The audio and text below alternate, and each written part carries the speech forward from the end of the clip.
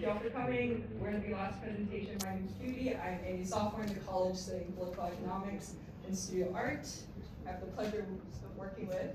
Hi, I'm Cecile. I'm a Brielle at the Law Center. I am Wisdom. I am a computer science PhD student. And we're advised by Professor Alyssa Reynolds, Professor Tony Sangastiano, and Professor Isabella Garcia. So today we wanted to first give a brief background about our project, talk about the research question, our methods, and some preliminary findings as well as implications. To start off and to lay the groundwork of the context of this research as well as why it matters, recently, as some of y'all might have noticed, there has been a lot of AI art in the news.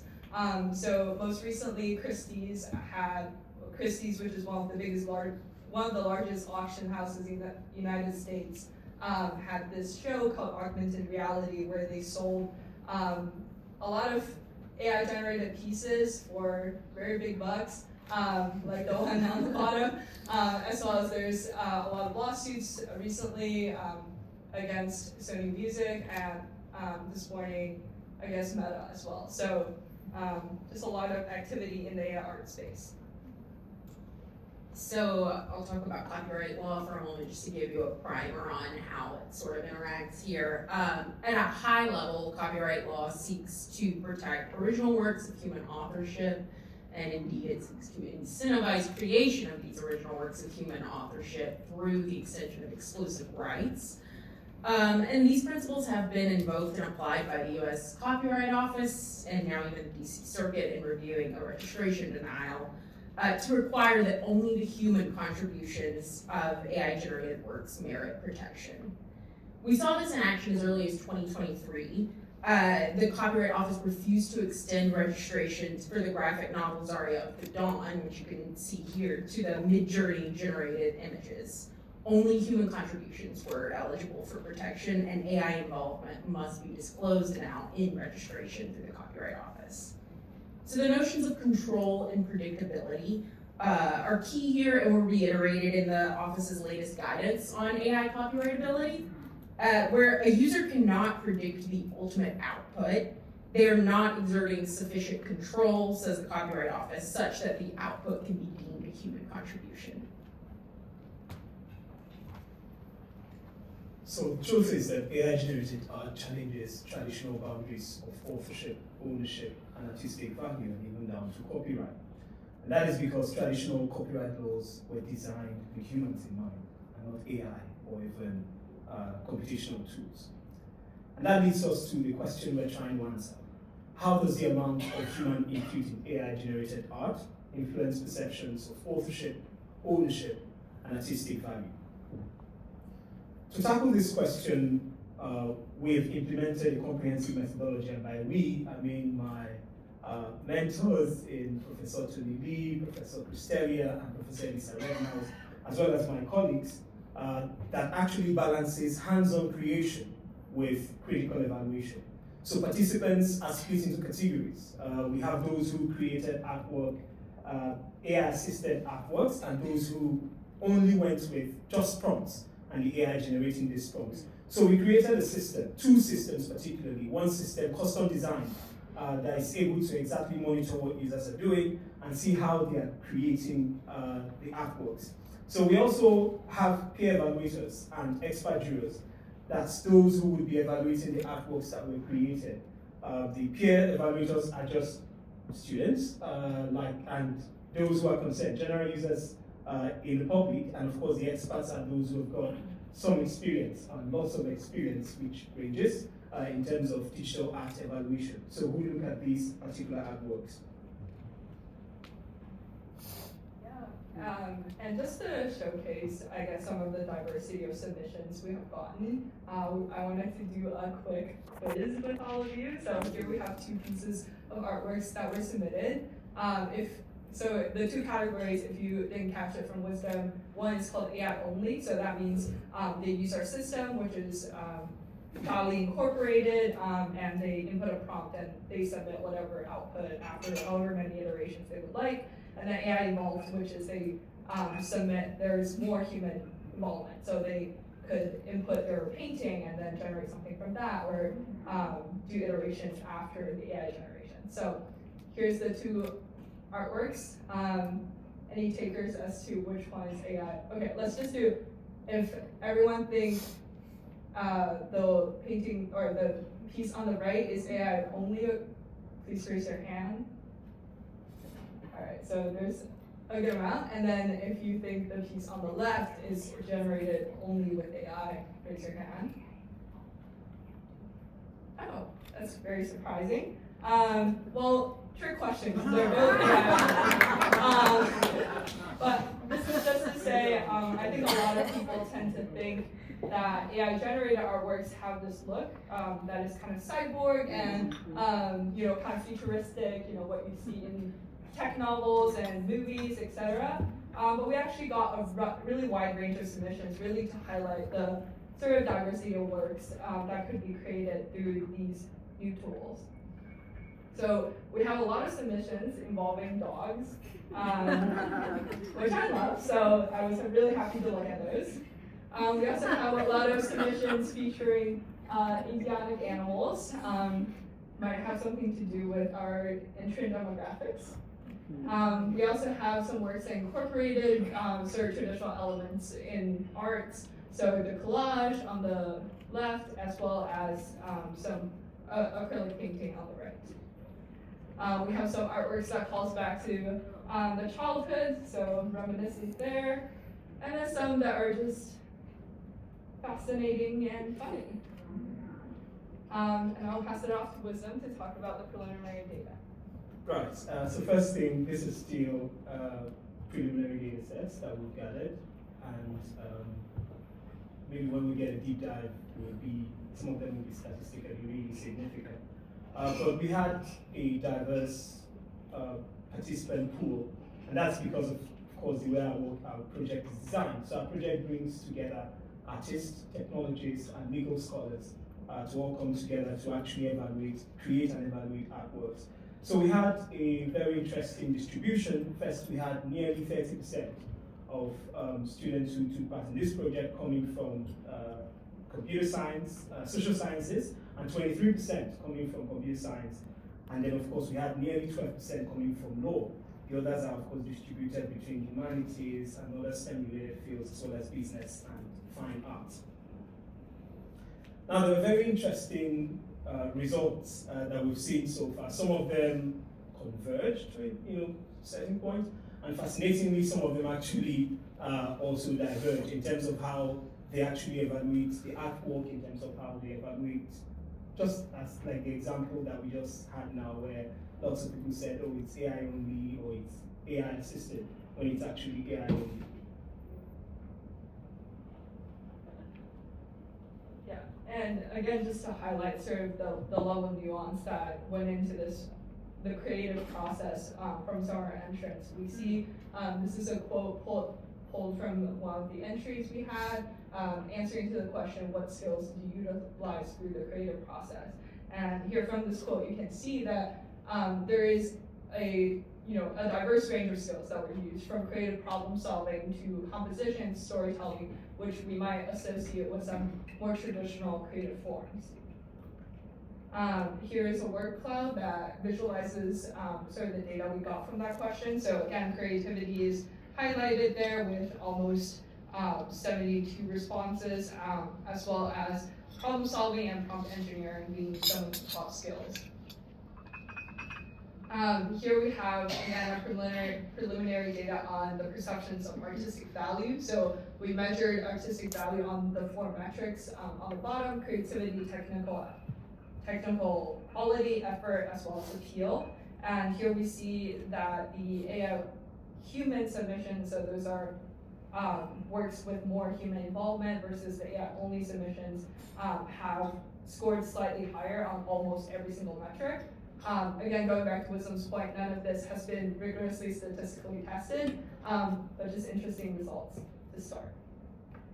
In addition to that, we saw some ideas about perceptions of designation that varied between entrants and peer evaluators. So we see that entrants, so those are the creators, saw that their work as more collaborative between the human and the AI. So the green, the teal bar in the middle, whereas the peer evaluators saw these pieces as mostly AI compared to the creators themselves. So we also asked who do you consider to be the author of this image, and perhaps unsurprisingly, both the peer evaluators and the expert jurors agreed that the user of the model was the author of the work. And interestingly, both and especially as experts also believed that the human artists whose creations were used to train the model were authors. Now, there's an ongoing debate about whether there should be licensing for training on copyrighted materials, whether it's fair use, whether it's copyright or copying at all. But here I think it speaks towards to the gravitation towards human notions of authorship. We also asked who, distinct from, if at all, the author of the image, was the owner, in that they had the exclusive rights to control the use of the image.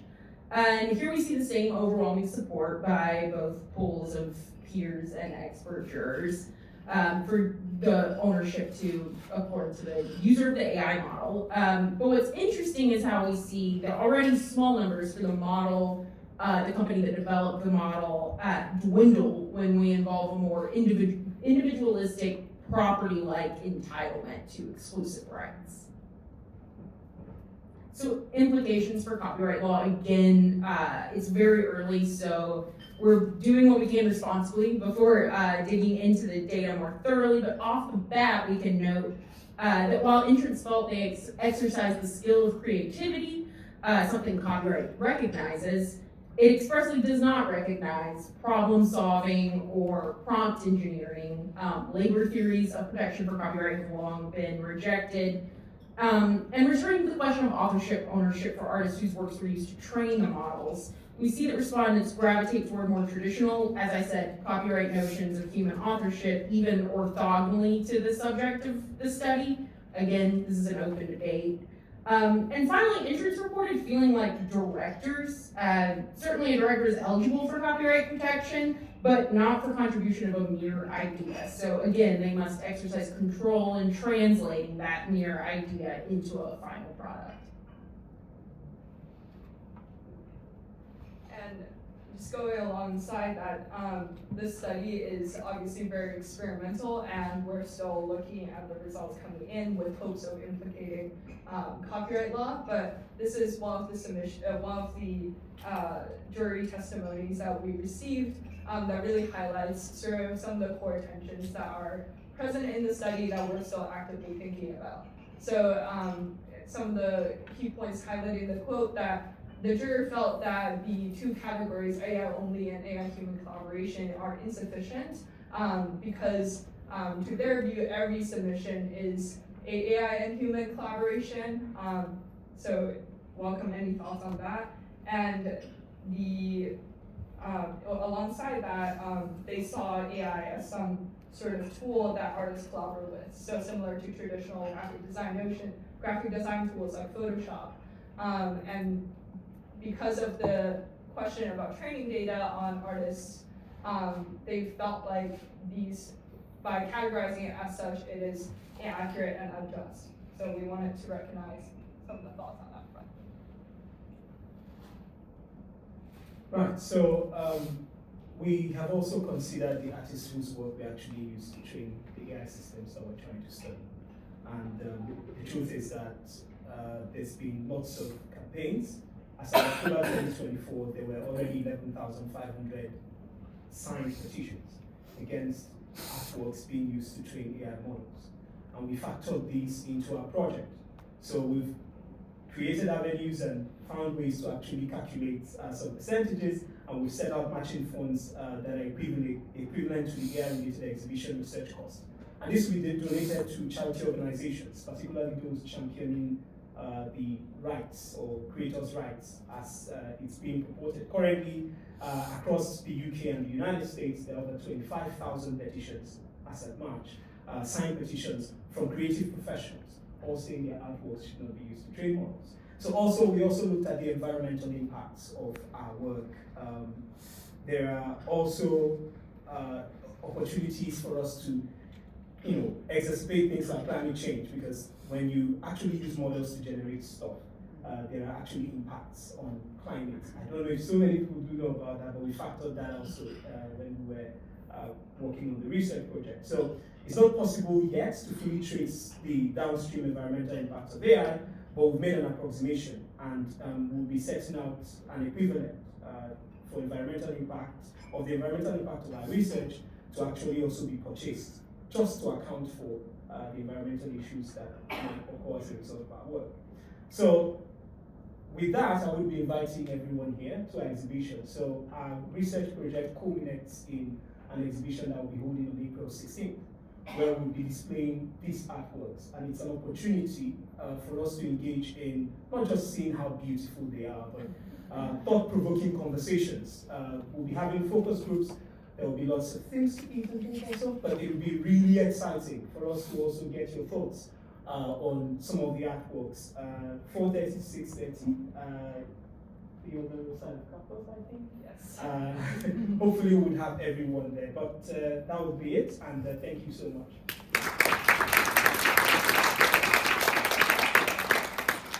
We have time for one or two questions. Cool, so this was great. I had one question, which is it important for us to take sort of a diachronic perspective on evaluations of creativity and originalness? So I guess what I mean by that is would we expect that if you asked people in 10 years which of these works are more creative or which ones have more artistic value, would we expect the evaluations to have changed just by virtue of all of us getting more comfortable with or more experience with these kinds of technologies? The reason why I'm asking that is because I think my intuition is that we've sort of been here before with other kinds of creative technologies. I'm thinking of like sampling and remixing in particular, where I bet that when you at the dawn of sampling and hip hop music or whatever, probably a lot of people would have said, oh, this is a non-creative grift. This is like this you're taking some other recording and you're repurposing it in a non-creative way. But of course now we see this as for what it is, it's an artistically valid category, and probably our perceptions have really changed. So yeah, just sort of wondering what you think sort of the future of this kind of research is, and where we're sort of going in our own sort of artistic evaluations of these kinds of technologies. Right, I would give my answers and force my colleagues to give their thoughts. So firstly, the truth is, over time, in terms of our generation and the civilization before us, we've had these turning points. Whether it's humans moving to machines, now doing tools in the factories and things like that. So it's not new, but the truth is that there are implications for copyright. And the laws are really struggling to grapple with things like copyright, things like value. AI-generated artworks are selling for as much as, if we go back in time, 2018, the first AI-generated art that sold for as much as $435,000. Fast forward to 2023, 2024, 2025, you have AI artworks selling for $2,000, $1,000. So there is question of who gets this money, who gets paid for this artwork. So while of course these things might change, that's the truth. No one really has a direct answer as to what the future will be, and chances are that it might change. But then at this moment, there are really huge conflicts, just like in every other industry where things like large language models and AI is having its own impact. And there are questions about value, and that value goes to a particular party. There are questions of copyright. So just this past week, and I think Cecil talked about that, there was a case that was also thrown out where the Supreme Court said, no, this is not going to get copyright. So what we are trying to do fundamentally is see if we can create avenues to answer this question. And then they tie down to that word creativity.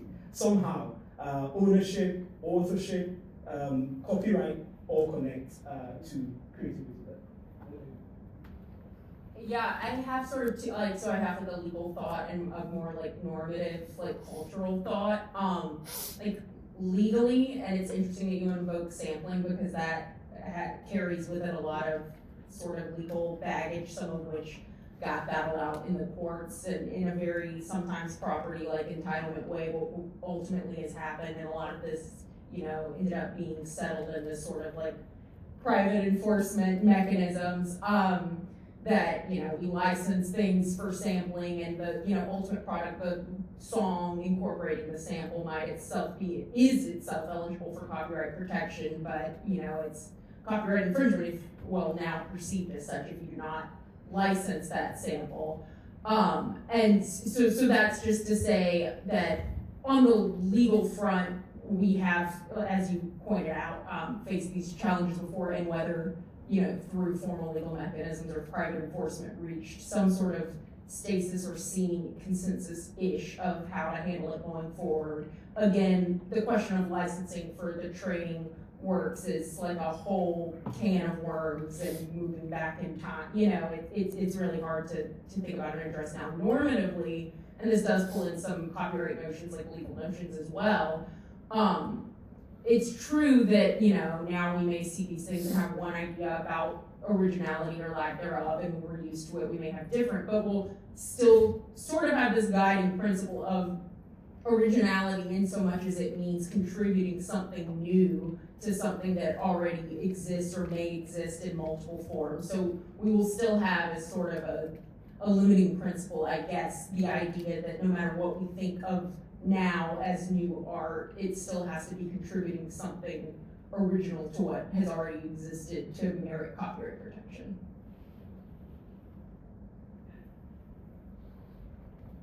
This will be the final question.